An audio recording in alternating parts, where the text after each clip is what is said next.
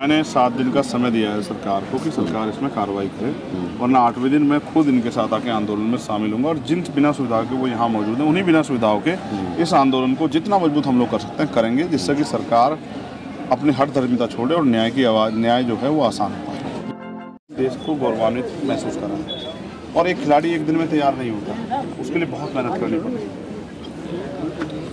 कल उनके साथ जो रवैया हुआ, उनको अपमानित किया गया, गालियाँ दी गई, मारपीट की गई और गलत तरीके से छुआ गया। अगर रक्षक ही भक्षक के रोल में आ जाए तो फिर न्याय कहाँ से हो, सुरक्षा कहाँ से हो। सुप्रीम कोर्ट ने कहा कि उनको प्रोटेक्ट करो। उनको प्रोटेक्ट करने की जगह पुलिस ने उनको टॉर्चर, जिम्मेदारी भी दिल्ली पुलिस को ही दी गई थी। मैं वही कह रहा हूँ, जिनको जिम्मेदारी दी गई वही टॉर्चर करने पे आ जाए, वो ही मारने पीटने पे, गाली गलौज करने पे आ जाए, तो आप समझिए कि सत्ता का संरक्षण इतना मजबूत है कि सुप्रीम कोर्ट को भी वो सुप्रीम कोर्ट के जो आदेश है उसको भी पीछे हटा के वो बस कोशिश कर रहे हैं किस तरह से अपने सांसद को बचाएं। आपको क्या लगता है, रात में ये धरना खत्म करने की कोशिश की कवायद थी, क्या लग रहा है आपको? मैंने बहुत सारे प्रोटेस्ट देखे हैं। हर प्रोटेस्ट का पहला चरण यही, पहले कभी कुछ शुरुआत जंतर मंतर से ही होती है। नहीं, कभी कोई अन्य लोग आते हैं वो गोली चला देते हैं, कभी कोई आता है वो मारपीट कर देता है, कभी कोई आता है कोई नारा लगा जाता है जिससे आंदोलन बदनाम हो जाए। और फिर पुलिस का रवैया हम लंबे समय से देख रहे हैं कि पुलिस मारपीट करती है, पुलिस डिटेन करती है। रात के आपने देखा मीडिया के लोग क्या घुस पाए? नहीं घुस पाए। ऐसा क्यों हुआ? पत्रकारों को भी मंतर पे कुछ पत्रकारों को डिटेन किया गया। आप ये इस बात को समझो कि ये अघोषित इमरजेंसी है और ये दिल्ली में किसी गांव में नहीं है। ये एक ऐसी इमरजेंसी है जो नहीं, जिसको घोषित नहीं किया गया। लेकिन सच ये है, इससे एक विरोध भी पैदा हो रहा है जमीन में, और किसी चीज को अगर आप बहुत ज्यादा दबाओगे तो वो उससे ज्यादा दुगनी ताकत से वो रिएक्शन करेगा। आप पहले भी आए थे, जितना इनको दबाओगे जी, इन बच्चियों को जितना इनका शोषण करोगे, जितना आप इनको डराने काम करोगे, इनके हौसले मजबूत होंगे। देखो, जब मैं जेल नहीं गया था ना, तो मुझे मेरे दिल में एक जेल का खौफ था, जेल एक डर था। जैसा मैं जेल गया मुझे पता लगा यहाँ तो इंसान ही रहते हैं, ये तो बहुत अच्छी जगह है, ये तो सीखने की जगह आत्मचिंतन की, तो मेरा हुआ निकल गया। जितना इनको टॉर्चर करेंगे, जो उन्होंने नहीं सीखा सीख जाएंगे। जब ये सीख जाएंगे फिर सरकार थोड़ी डरेंगे। मतलब ये सरकार मजबूत कर रही है पहलवानों को, और ये इनको मजबूत कर रही है। ये इसका जोर उनको अखाड़े में भी दिखाने का जोर मौका मिलेगा, दांव पेच उनके बढ़ेंगे। लेकिन इससे जो सरकार की छवि और इन कार्यों से जो समर्थन पहलवानों के पक्ष में खड़ा हो रहा है, वो ऐसा विस्फोटक होगा कि सरकार उसको नहीं संभाल पाएगी। आप पहले भी आए थे, अपना समर्थन दिया था, और आज फिर आए हैं। किसान आंदोलन की बात करें, आप वहाँ पे भी गए थे, बहुत सारे आंदोलन हुए, आप वहाँ पे भी गए। आपको लगता है कि देश में जिस तरीके के हालात बनाए जा रहे हैं या बन रहे हैं, ये राजनीति है या साजिश?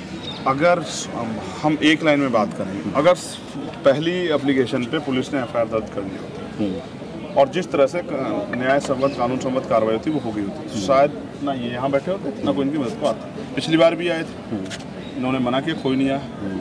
राजनीति देखो, ये सरकार का सोचा समझा हुआ है कि इसको बार बार कहा जाए कि राजनीतिक लोग जा रहे हैं। राजनीतिक लोग बेसिकली हैं कौन? वो कोई बाहर से आए हैं, उनके पास क्या है? उनके पास एक संगठन है, उनके पास एक ग्राउंड है, उनके पास एक मॉब है, जो जहां तक उनके द्वारा जब उनका नेता कहता है वो बात जाती है कि विचारधारा है अपनी।